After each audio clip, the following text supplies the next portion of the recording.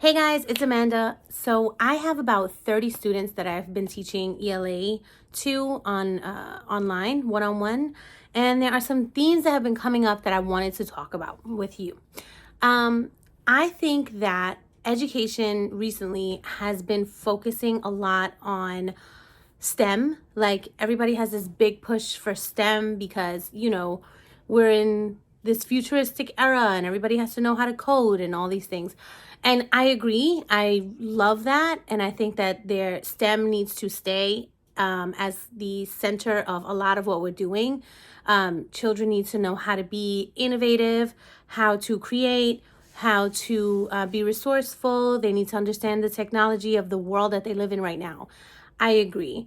I think that there is space to do the same in the area of literacy, because the same way that we're in a technological age, we're also in a communication era, right? Like if you think about all the socials and the way that we're communicating now, we're doing that on a scale like we've never done in our history. And literacy is not just about reading. Literacy is reading, writing, speaking, and listening. And in order to survive in the world as it is now and in the way that it's trending, students need to know how to express themselves, how to take in information, but also how to express what they're doing. So if they're innovating in a STEM class, what use is that if they can't communicate that to their peers or to the world at large, right? They have to know how to express what they're doing to the people that it will matter to. And they're going to have to know how to market themselves and how to influence people. So I believe that literacy holds such power that right now is untapped. I think it was Nipsey Hussle that said, no, it wasn't Nipsey first. That's just who I heard it from. But Nipsey said that the greatest power is influence. And how else can you influence people without expressing yourself verbally or in a written format? So when I talk to my students online and I work with them, a big thing that I work with them on is how to express themselves using the best vocabulary, the best sentence structure to hook your audience and to evoke emotion in your reader. Or if you're presenting verbally in your audience, how do you evoke an emotion? How do you get them to feel what you're feeling and what you're trying to portray? And we do that through editing. First, they have to get everything down on the paper that they're thinking, and then they have to learn how to edit their own work. And I think that there's a lot of space for students to learn from the greats. Like, we shouldn't be writing for a number and just to, regurgitate something that we learned.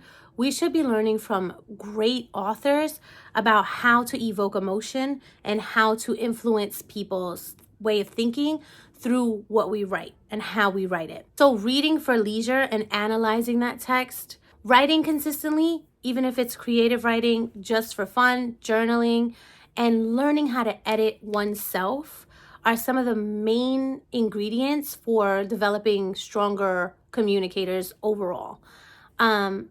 I recently watched a documentary. It's called Turn Every Page. It's on Prime Video. I think it costs like $3 to rent or something. It's kind of long, but it's a nice documentary to watch as a family. It follows Robert Caro, the author, the award-winning author, and his editor, Robert Gottlieb. And it showcases the relationship between the editor and the author. And it also gets into some of the techniques that Robert Caro used to write his award-winning book that everyone has, The Power Broker. It's a really, really interesting watch for students so that they can see how one can make small tweaks to their work to make it more accessible and digestible and influential. It also shows how even the best writers need an editor, and they need to be able to edit their work over and over and over again. Some people feel bad when it's time to edit, or they feel like, oh, I'm not a good writer because I didn't get it right the first time. No.